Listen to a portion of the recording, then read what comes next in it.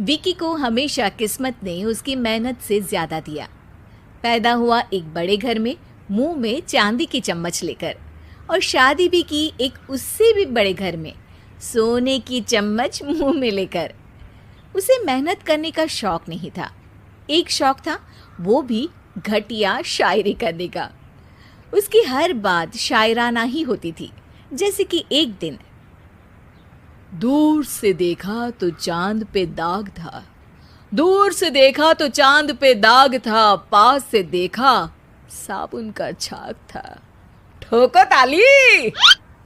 अरे ऐसी शायरी करोगे तो ताली तो पता नहीं कोई तुमको ही ठोक देगा। शायरी वो बिल्ली है जो किसी का भी रास्ता रोक दे, और क्या मैं किल हूँ जो कोई मुझे ठोक दे। मुझे तो आपसे बात ही नहीं करनी। मैं निकला था गाड़ी लेके, लेकिन दौड़ के जा रहा हूँ। मेरी शायरी कोई नहीं सुनता, मैं घर छोड़ के जा रहा हूँ। धीरे बोलिए जी, मम्मी पापा को पता चल जाएगा तो तुमको सच में तुम्हारे मायके भेज देंगे। सस्ते साबुन से मेरी कॉलर चमकी नहीं, सच में चला जाऊंगा, मेरी बात कोई धमकी नहीं। अगर शायरी ही सुनानी है तो सुनाओ, लेकिन कोई काम धंधा भी तो करो। मेरे पिताजी के पास बहुत पैसा है तो घर जमाई बन के खा रहे हो, और कल जा रहे हो ना अपने मायके, तो आज ही चले जाओ मेरी बला से। हमें तो अपनों ने लूटा, गैरों में कहाँ दम था हमें। अरे चुप हो जाओ, तुमको मिर्जा गालिब की कसम।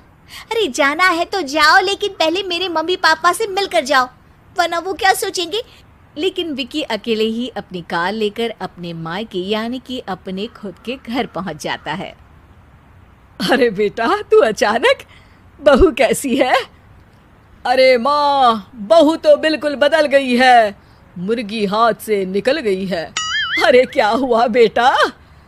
उसकी आती नहीं है, मेरी जाती नहीं है, मैं करता हूँ शायरी, उसे भाती नहीं है। मेरे पास उसका फोन आया था बेटा, सही कह रही है वो, तुमको काम करना चाहिए तभी तो इज्जत मिलेगी। घर जमाई बनके सास ससुर के पैसों पर कब तक ऐश उड़ाते रहोगे? मेरी जिंदगी में हर तरफ से उंगली हो रही है, फोन पर मेरी चुगली हो रही है। अरे चुगली नहीं कर रही थी बहू, वो तेरा भला चाहती है बेटा।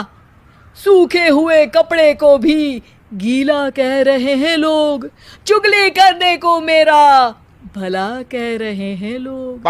ठोको ताली। ये सुन के माँ अपने हाथ से अपना सर पीट लेती है। अरे माँ, ताली की जगह माथा क्यों ठोक रही हो?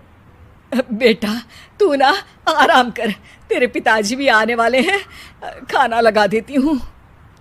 विकी अपने घर भी दिन भर टीवी देखता है, तरह तरह का खाना खाता है, दोपहर तक सोता है, चाय पीता है, वीडियो गेम खेलता है, बस काम करने नहीं जाता। घर में नौकर चाकर है तो बिस्तर से हिलने तक की जरूरत नहीं पड़ती। कई बार तो विकी अपने नौकरों को बिठाकर शायरी सुनाता रहता। कब जाओगे बेटा? अरे कैसी बात कर रहे हैं डैडी, क्या आप मेरे फादर नहीं? आप मुझे भगाना चाहते हैं क्या? ये मेरा घर नहीं। अरे नहीं बेटा, तुम्हारा ही घर है, हम तो चाहते थे कि तुम यहीं रहो और मेरा काम आगे बढ़ाओ, लेकिन तुम ही चले गए घर जमाई बनने। अरे मेहनत तो गधे भी करते हैं, मैं अच्छी किस्मत लेके पैदा हुआ हूँ, मैं घर जमाई हूँ, ससुराल का फूल गेंदा हुआ हूँ। ठोको ताली। पिताजी और माँ सच में ताली बजा देते हैं। ऐसा पहली बार होता है जब विकी की शायरी पर किसी ने ताली बजाई हो। अरे आप लोग सच में ताली बजा रहे हैं? हाँ हाँ बेटा, तुम्हारे ससुर का फोन आया था, बोला जब तक घर जमाई जी कोई काम ना करने लगे हमारे यहाँ मत भेजना। अब तू तो काम करने से रहा और तुझे रहना भी है हमारे घर में ही, करेगा भी शायरी ही, और बार बार ठोको ताली बोलेगा तो आदत डाल ही लेते हैं ताली ठोकने की। विकी उसी वक्त खड़ा होता है और बहुत गुस्से में सीधे ससुराल के लिए निकल जाता है। फिर से आ गए? लेकिन सुमन को देखते ही विकी पिघल जाता है।